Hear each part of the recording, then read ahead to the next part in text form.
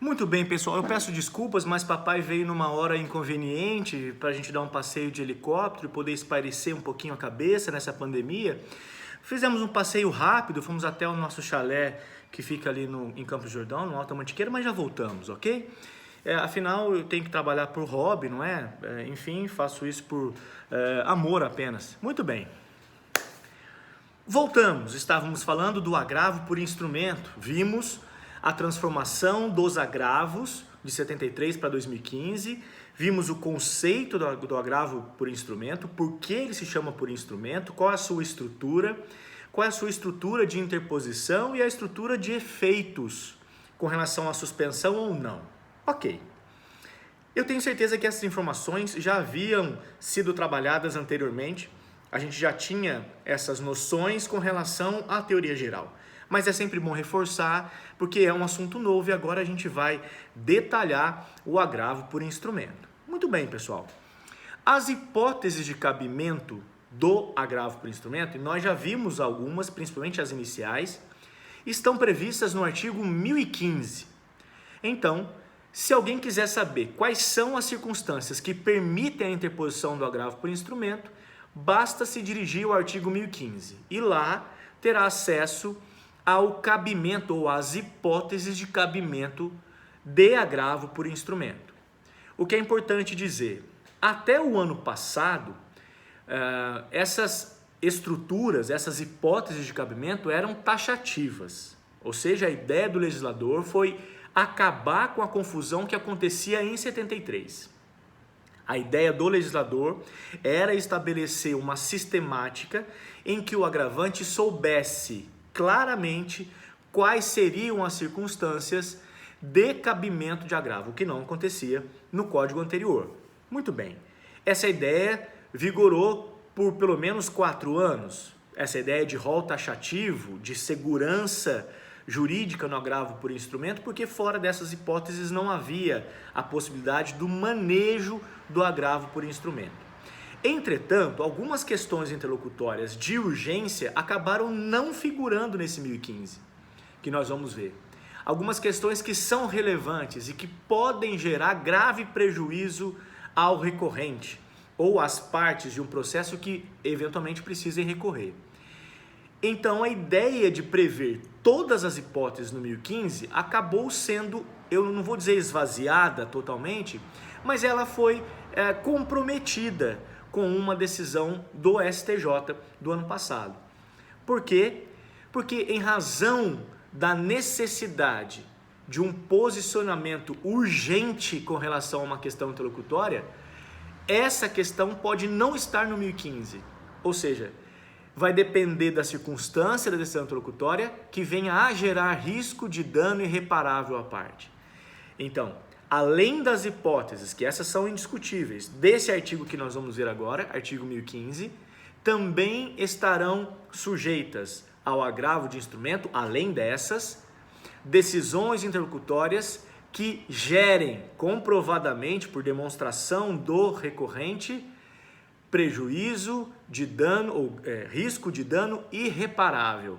Ou seja, tem que ter uma urgência, uma emergência comprovada para a utilização do agravo fora das hipóteses do artigo 1015. Então, qual é a regra? A regra é o artigo 1015 traz as hipóteses de cabimento. Excepcionalmente, em caso de urgência, de risco de dano irreparável, também poderá ser utilizado agravo por instrumento. É uma decisão recente, a gente vai ver como a doutrina vai se comportar com relação a isso, como o futuro vai se comportar com relação a isso, ok? Muito bem. Então, chegou o momento de analisarmos quais são as hipóteses de cabimento. Então, vamos lá. O artigo 1015 diz assim: caberá agravo de instrumento contra as decisões interlocutórias que versarem sobre. Ou seja, como nós vimos no primeiro vídeo, o agravo por instrumento é um recurso cabível contra decisões interlocutórias. Em regra, essas do artigo 1015. Então vamos lá. Inciso 1. Tutelas provisórias. Bom, eu já disse a vocês, nós fizemos uma reestruturação do estudo do direito processual civil, tiramos as tutelas provisórias lá do momento da formação do processo, ali naquela parte do código, né, que ela está lá, para didaticamente estudá-las no semestre que vem. Então vocês vão entender aprofundadamente o que são tutelas provisórias. Mas nós temos lá tutelas provisórias de urgência e de evidência. São as duas espécies de tutelas provisórias que o código tem. Que o código tem. Basicamente falando, as tutelas provisórias são marcadas por algumas questões relevantes. A primeira delas é que elas devem ser sumárias, devem ser rápidas, devem ser imediatas. Depois elas são, como o próprio nome diz, precárias, provisórias, ou seja, elas podem ser derrubadas, elas podem ser desfeitas, elas não são perenes, ok? Elas não trazem segurança jurídica.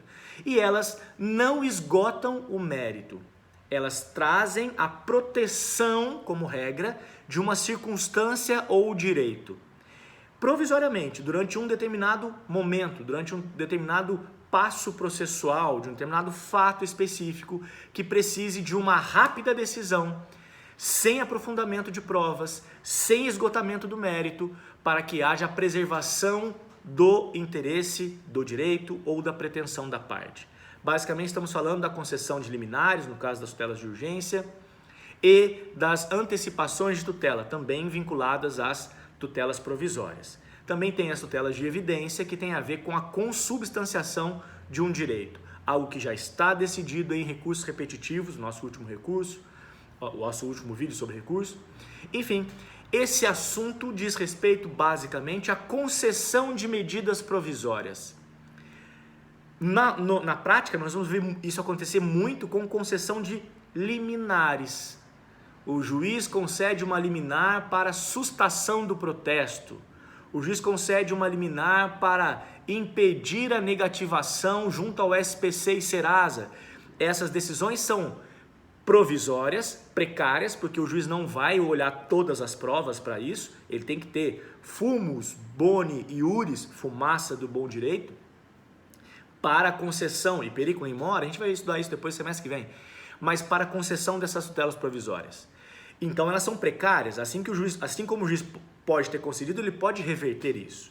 Agora o que é importante, essas tutelas provisórias, para estarem sujeitas ao agravo por instrumento, devem ter sido concedidas em decisões interlocutórias.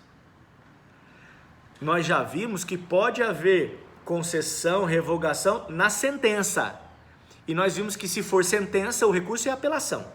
Então, é por isso que o caput diz: cabe agravo de instrumento contra decisões interlocutórias. Então, primeiro ponto que eu tenho que identificar para ver se é agravo. É decisão interlocutória? É, ok. Então, pode ser que seja agravo. Então, vamos ver quais são as hipóteses. Primeira, tutelas provisórias. Essa de concessão de liminares, por exemplo, é um dos exemplos em que, se houver a concessão de liminar para uma das partes, a outra pode tentar derrubar a liminar por meio de agravo por instrumento. Ok? Beleza. Inciso 2. Mérito do processo. Essa é uma novidade. O código anterior não previa essa hipótese. Vocês já estudaram isso no semestre passado e viram que na fase de julgamento conforme o estado do processo, o juiz, tendo seu convencimento formado com relação à parte do objeto da lide, a objetos ou parte de objetos, pode antecipar esse julgamento de forma parcial. Ele antecipa para aquele momento a solução de partes do objeto da lide, de questões de mérito, sem pôr fim ao processo. O juiz julga o mérito, mas o processo continua. Então, por isso que é decisão interlocutória. Lá no julgamento conforme o estado do processo, uma das possibilidades é julgamento antecipado de mérito, e aí é uma sentença, porque ele julga tudo, ou JPM, lembram? Julgamento parcial do mérito, que é o caso desse inciso 2 do 1015. Então, no julgamento parcial de mérito, o processo segue a sua linha para a instrução daqueles fatos que ainda são controvertidos, e a parte que tiver prejuízo com relação a essa decisão de mérito parcial poderá agravar ao tribunal para discutir esse mérito, sob pena de preclusão, ou seja, sob pena de incidência de coisa julgada. Se ele não agravar, aquele mérito não vai ser mais discutido. Ok? Muito bem. Inciso 3. rejeição de alegação de convenção de arbitragem. Bom, e aqui eu acho que a gente até já fez esse exercício antes. Quando que a alegação de convenção de arbitragem vai acontecer necessariamente? Bom, necessariamente, sob pena de preclusão, ela deve aparecer em preliminares de contestação, artigo 337, lembram disso? Lá nas preliminares, a parte deve arguir a convenção de arbitragem e o juiz vai analisar essa convenção de arbitragem. Se ele acata, se ele defere, se ele acolhe essa alegação, o que acontece com o processo, pessoal? Vamos pensar? Bom, se o autor promoveu a inicial e o réu está dizendo que ele não deveria ter promovido porque estabeleceram a arbitragem como meio de solução de conflitos, aliás, verifiquem aí, a Embraer e a Boeing, parece que o negócio foi desfeito, a Embraer acaba de acionar a arbitragem para solucionar o desfazimento desse contrato. Imaginem só se a Boeing agora entra em juízo promovendo uma ação contra a Embraer. Elas estipularam em contrato a arbitragem como a via de solução do conflito e não a via judicial. Neste caso, em que o autor descumpre essa cláusula contratual e entra em juízo e o réu alega, porque se o réu não alegar é como se ele tivesse aceitado, como se ele tivesse acatado, a via judicial. Então o réu, na sua contestação, vai dizer: epa, pare aí, amiguinho, nós combinamos de resolver essa circunstância por via arbitral, lá pela arbitragem, e não aqui no Mr. Batman. Nós convocamos no nosso contrato a arbitragem como meio de solução. Então, não podemos suscitá-lo em juízo. Se o juiz, verificando essa alegação do réu, diz: é verdade, eles estipularam no contrato a solução por meio da arbitragem, o Poder Judiciário não pode pôr a mão nisso. Se ele acolhe, ele tem que encerrar o processo. Se ele encerra o processo, é sentença. Se é sentença, é apelação. É por isso que o inciso 3 só faz menção à rejeição dessa alegação de arbitragem.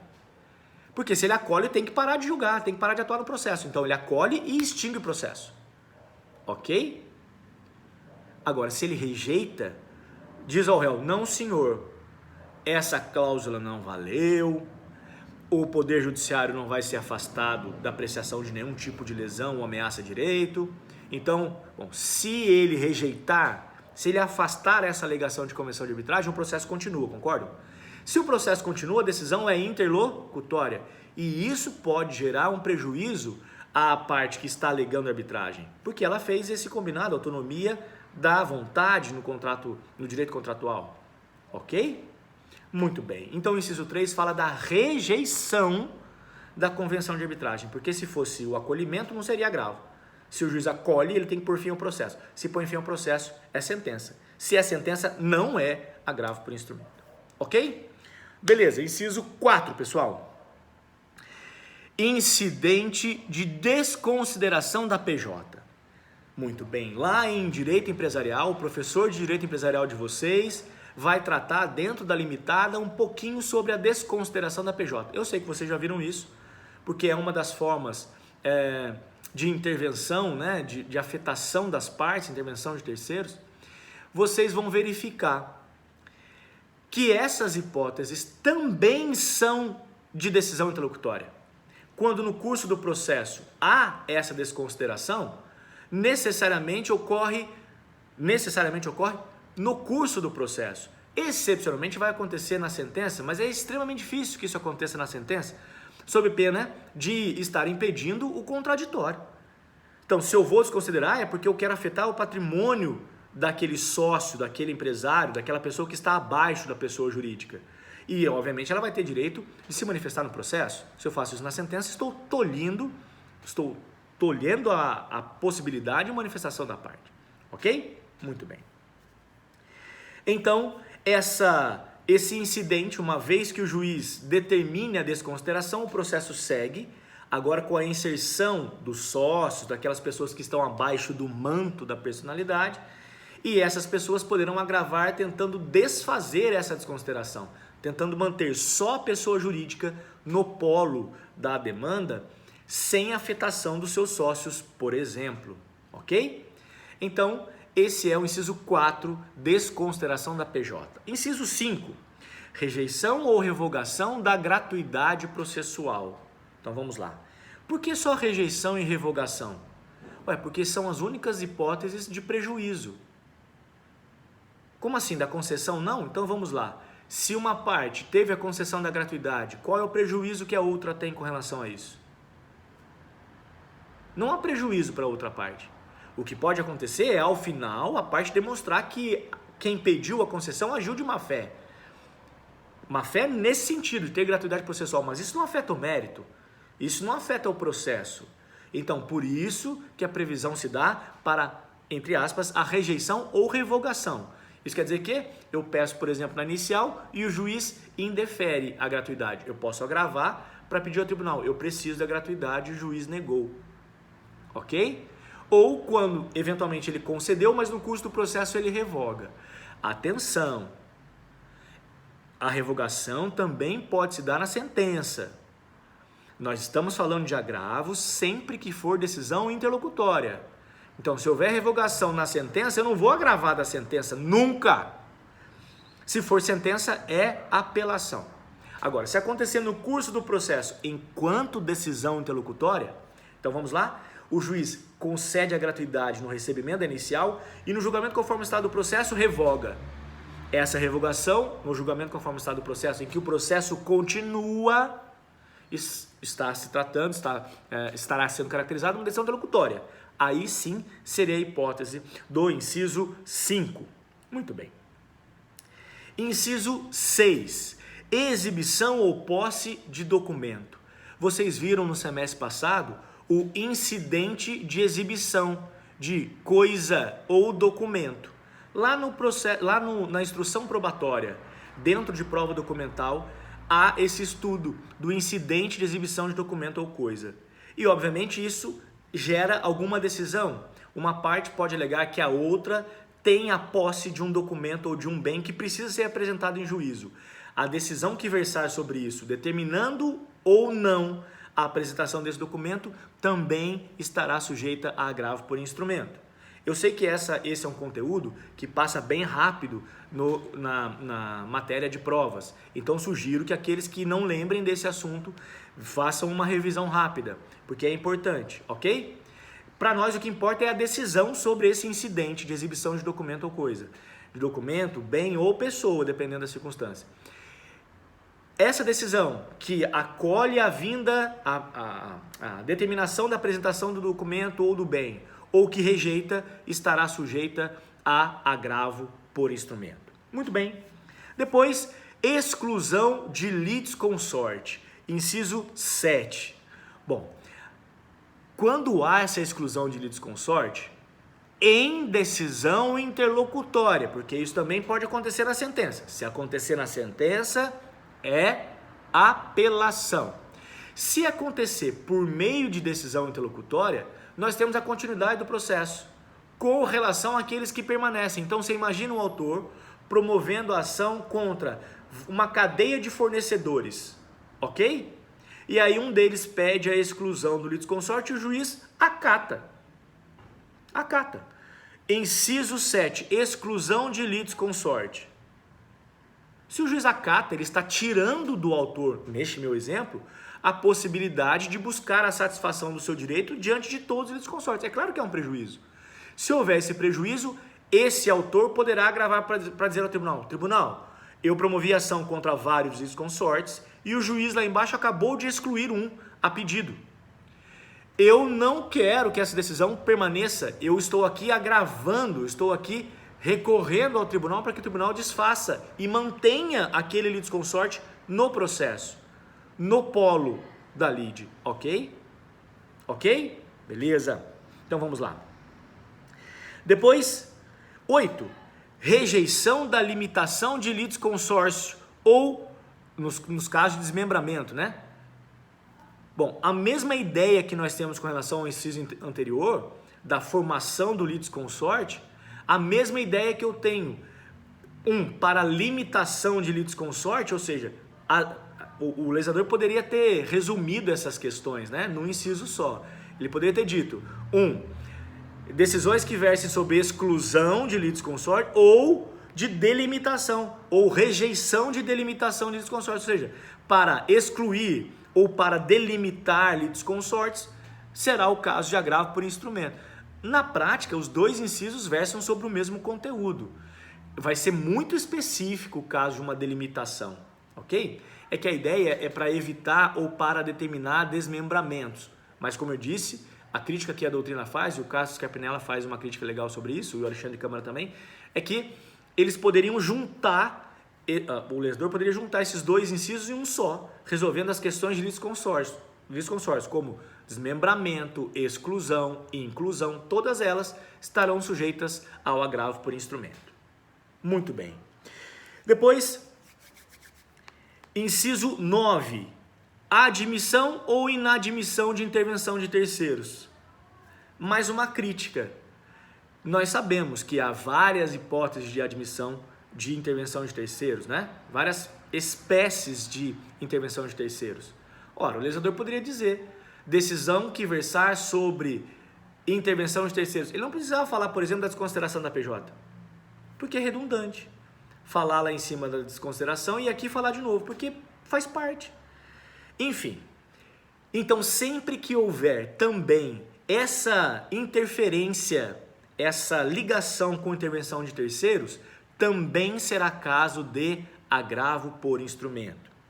Depois, concessão, modificação ou revogação de efeitos aos embargos, efeito suspensivo aos embargos à execução. Nós já falamos um pouco sobre isso quando falávamos dos efeitos da apelação, da não suspensividade, lembram disso? Eu expliquei a vocês que os embargos à execução são a forma de defesa do devedor nesses processos específicos. Então, se eu tenho em mãos um cheque que foi apresentado e foi devolvido 2 vezes sem fundo, eu não preciso buscar o judiciário se eu utilizar o prazo legal prescricional de 6 meses, cumprido o prazo de apresentação. Eu não preciso demonstrar ao judiciário que eu tenho direito ao crédito. O próprio título já é o conhecimento, o próprio título já é o mérito, já está lá estampado o meu direito. Então eu não preciso do processo de conhecimento inteiro, eu vou direto para uma fase de execução autônoma. Eu entro com o processo de execução. E a parte contrária vai ter uma delimitação específica para dizer, não devo. Mas essa delimitação quer dizer, não devo porque o título é falso, não devo porque já paguei, mas a ideia é que a citação se dê para pagamento. Enfim, o inciso 9 diz lá para nós, o inciso 10, desculpa, concessão, modificação ou revogação de efeito suspensivo nos embargos. Bom, lá na execução, esses embargos não interrompem a decisão para pagamento. Ok? Mas se houver a concessão, modificação ou revogação, a parte que for prejudicada com essa concessão ou revogação ou modificação poderá também agravar por instrumento. Esse assunto de embargos e esses efeitos, eu acho que obviamente serão estudados, mas eu acho que ficará mais claro quando tratarmos de execução, daqui a 1 ano mais ou menos, ok? Nesse aspecto específico da execução autônoma. Muito bem. Depois, inciso 11, redistribuição do ônus da prova. Esse assunto também vocês viram no semestre passado. E devem se lembrar das formas de distribuição do ônus da prova. Lembram? Distribuição estática, distribuição inversa ou invertida e distribuição dinâmica do ônus da prova. Lembram disso?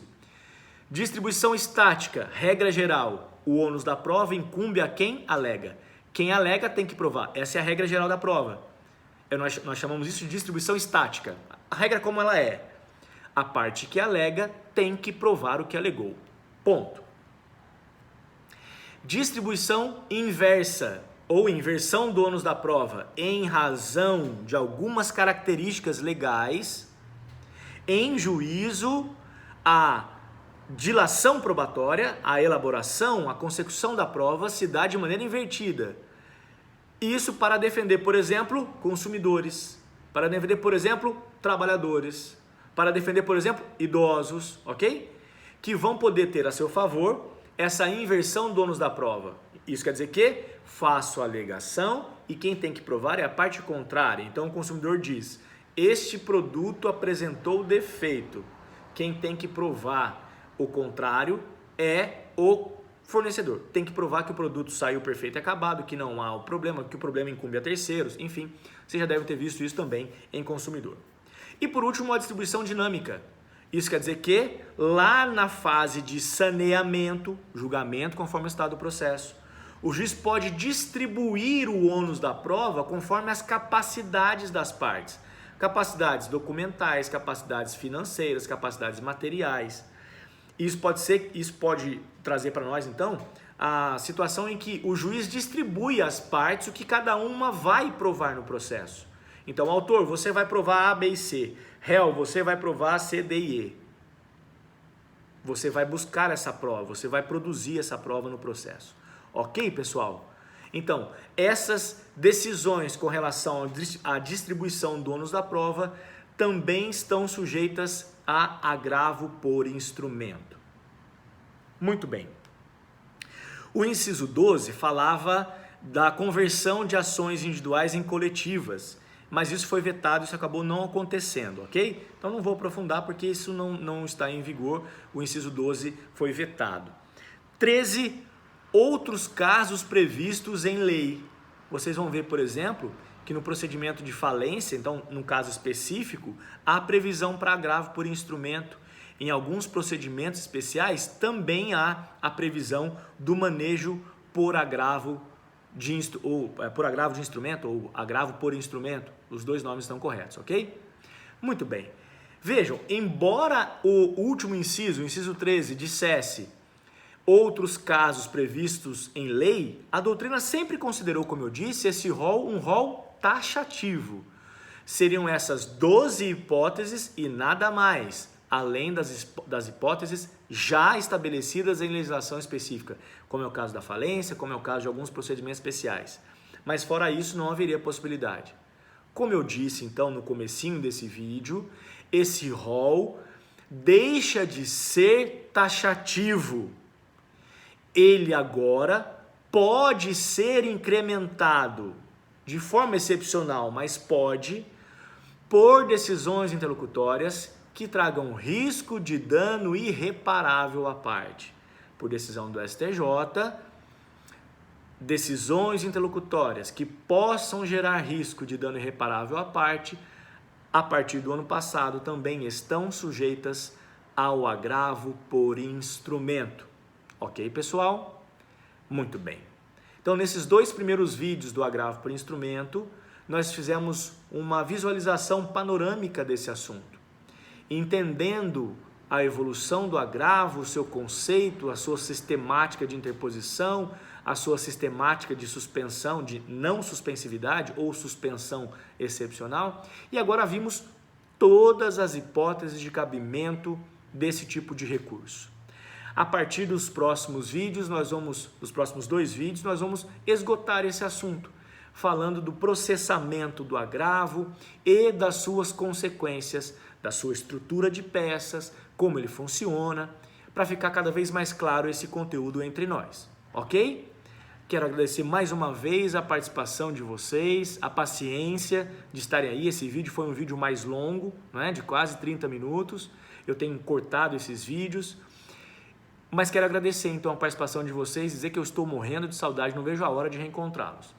Vamos aproveitar agora, vamos dar um pulinho lá no AVA para responder então questões de fixação bem fáceis para a gente poder assimilar e concretizar, consolidar bem esse conteúdo que é relevante para nós, de agravo por instrumento, tá ok? Pessoal, fiquem com Deus então, até o nosso próximo vídeo de Direito Processual Civil. Um abraço, tchau, tchau.